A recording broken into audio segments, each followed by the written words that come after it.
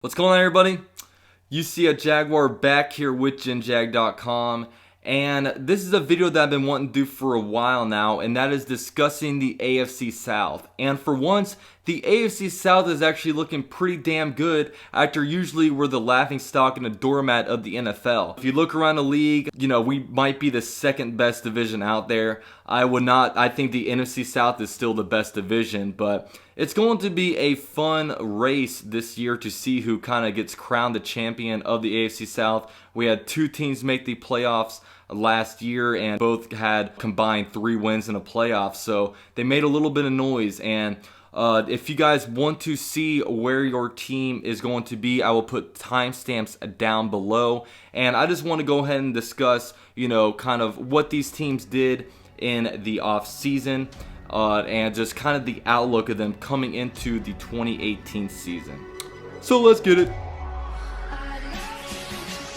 Last name ever, first name greatest, like a sprained ankle, boy, ain't nothing to play with. Now the first team I want to talk about is the Tennessee Titans, and this is actually the team that I am most worried about coming into this 2018 season. Now, the Titans, they finished up the season at 9-7, actually getting them a wildcard playoff berth, and they actually won a playoff game once they reached the playoffs, beating Kansas City in Arrowhead. Now, if you were to ask the average Titans fan, would they accept a 9-7 record with a playoff berth and a playoff win? And I think they would all say, hell yeah, we would.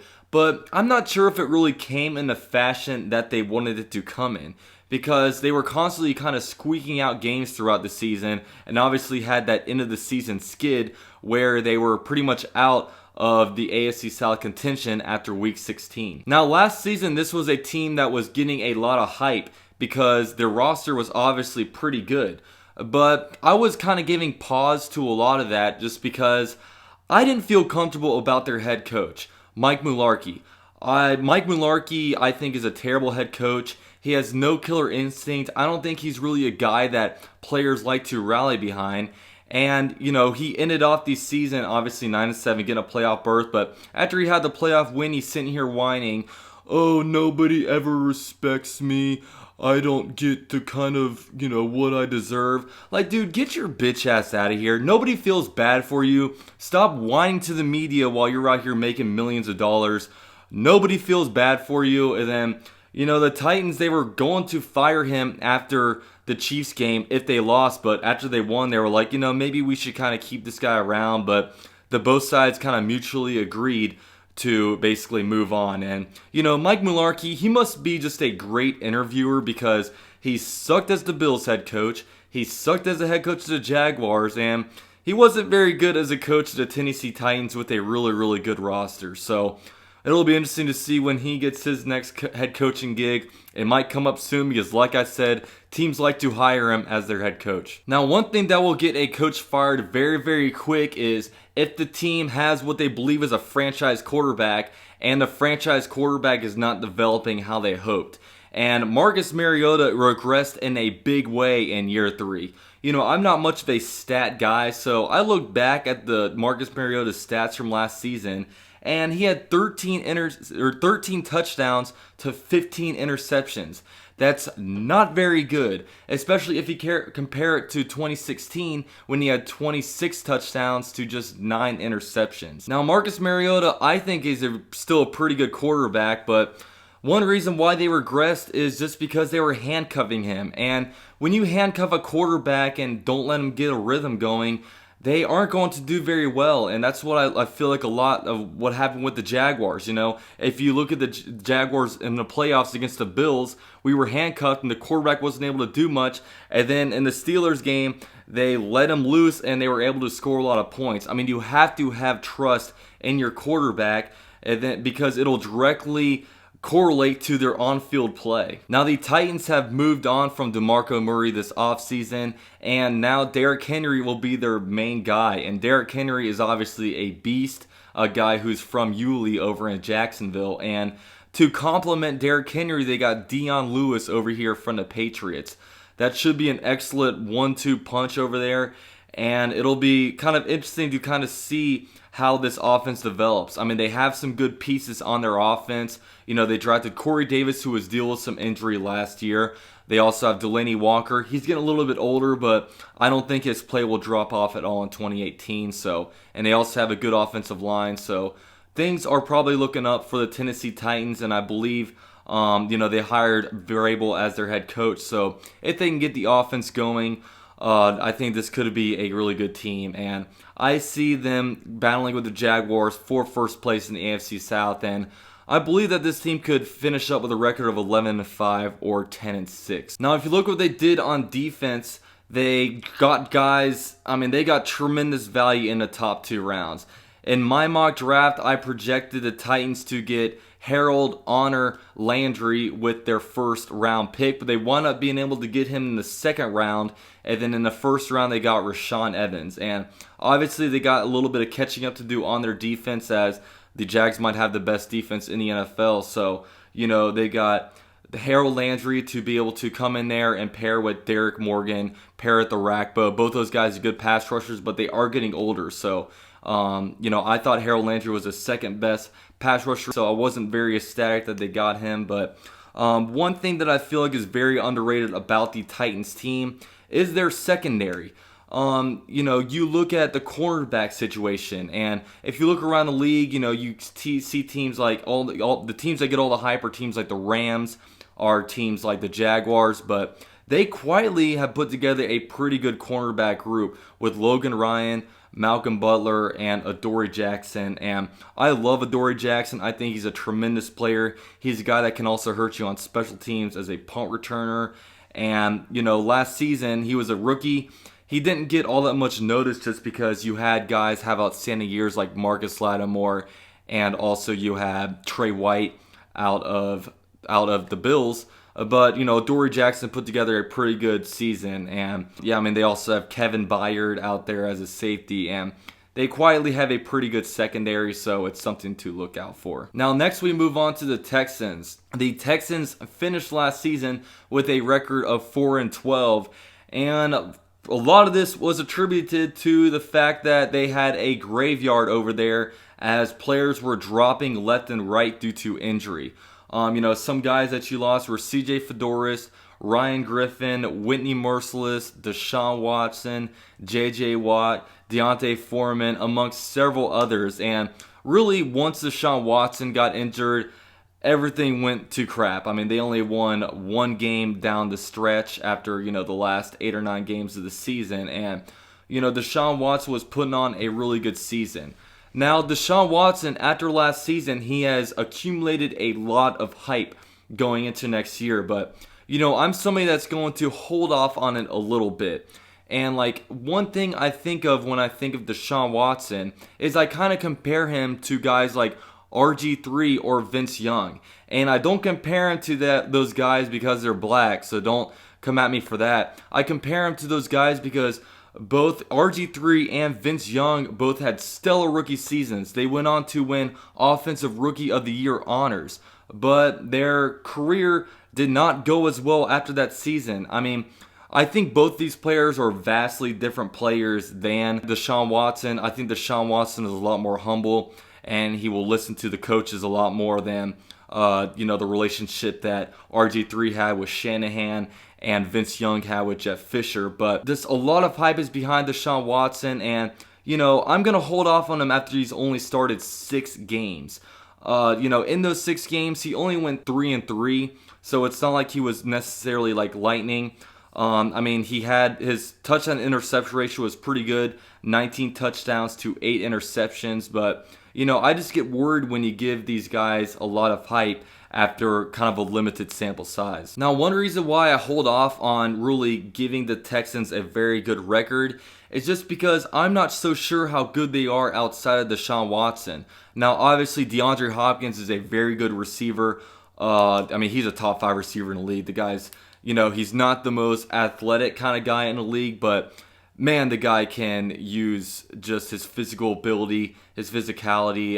The guy is just outstanding. And, Will Fuller, he plays well when the quarterback's playing well.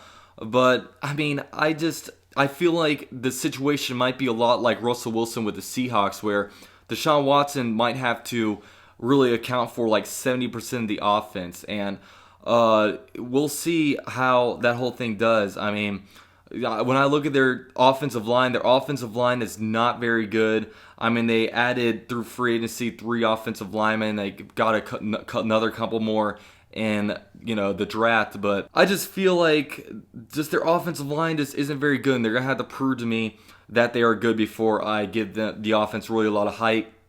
Their run game is whatever, but really I think for their offense to be really successful, it's going to have to run through Deshaun Watson and DeAndre Hopkins. Now, when you look at their defense, the defensive line is what has been the strength of the Texans for the past several years. But Jadeveon Clowney, I mean, the guy didn't start off very well, and a lot of people were trying to put the bust label on him.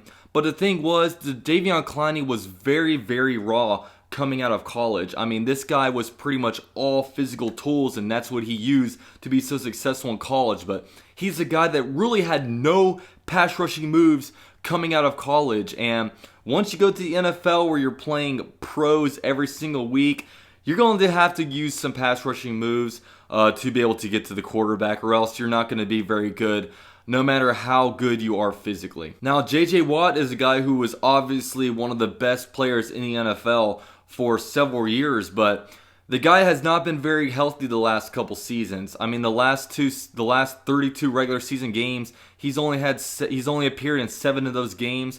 2016, his year ended short because of a back injury. Last season, he broke his leg. And, what kind of player is J.J. Watt going to be in these next coming seasons? I mean, that's a huge question mark. He's going to be 29 years old at the start of next season, and he's not getting any younger. And you also look at a guy like Whitney Merciless. He tore his pec last season.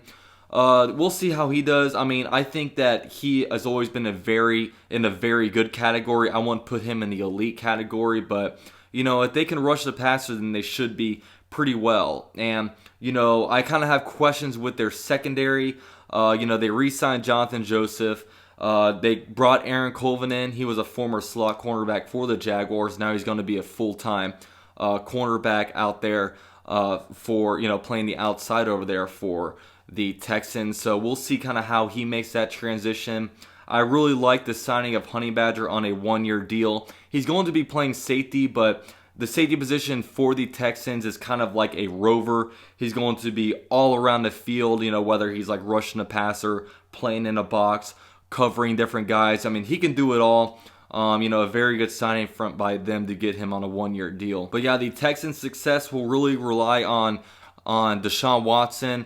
We'll see how he does this coming up season. Can he stay healthy? He's had 2 ACL tears so far in his young career when you date back to college. So, hopefully he's not a guy who's going to be very, very injured because that could just be a headache, because the best ability is availability, especially at the quarterback position. So, the Texans are a team with a very high ceiling, but also potentially low floor, as they're coming off a 4-12 season. Now we'll move on to the Indianapolis Colts. Now, the Colts ended off last season with a record of 4-12, and it was kind of funny just the way their coaching thing went. I mean, they were waiting around all postseason for Josh McDaniels to come back from the Patriots' little playoff run. Josh McDaniels gets introduced as the head coach a couple days after the Super Bowl, but then like a snake, the dude backed out and went back to the Patriots. So they were kind of fumbling around trying to find a head coach, and they got a pretty late